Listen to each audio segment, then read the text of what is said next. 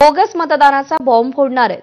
दिल्लीमध्ये राहुल गांधींप्रमाणेच आदित्य ठाकरे सादरीकरण करणार आहेत। मुंबईच्या मतदार याद्यांमधील घोटाळा सादरीकरणाच्या माध्यमातून आदित्य ठाकरे उघड करतील।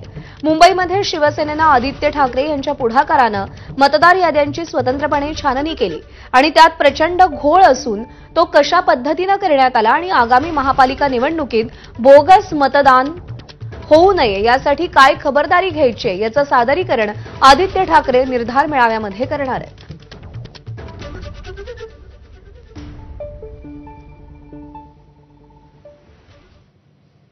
आणि यानंतर बुलेटिनमध्ये महत्त्वाच्या बातम्यांचे वेगवान अपडेट्स आपण पाहूया। कर्नाटकात 80 रुपये देऊन 6000 मतदारांची नावं हटवल्याचं उघड झालंय। कर्नाटक पोलिसांच्या एसआयटीच्या तपासात ही धक्कादायक बाब आढळली आहे। आळंद मतदारसंघात डिसेंबर 2022 ते फेब्रुवारी 2023 दरम्यान हा प्रकार घडलाय। काँग्रेसचे नेते राहुल गांधी करत असलेल्या वोट चोरीच्या आरोपात आळंद येथील मतदार यादीतील घोळाचा मुद्दा देखील उपस्थित करण्यात आला होता। हटवलेली बहुतांश नावं दलित आणि मुस्लिम मतदारांची आहेत असं एसआयटीच्या तपासात आढळलंय। आळंदच्या सायबर सेंटरमधून नावं डिलीट करण्यात आली आहेत। या तपास पथकानं कलबुर्गी जिल्हा मुख्यालयात असलेल्या एका डेटा सेंटरवरती लक्ष केंद्रित केलंय, कारण येथूनच सगळे अर्ज दाखल करण्यात आले होते।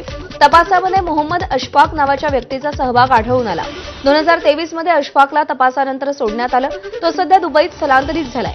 सायबर सेंटरवाल्याला 4.8 लाख रुपये देऊन नावं डिलीट करण्यात आली। एकूण 6994 नावं हटवण्यासाठी हे पैसे दिले गेले असं उघड झालंय।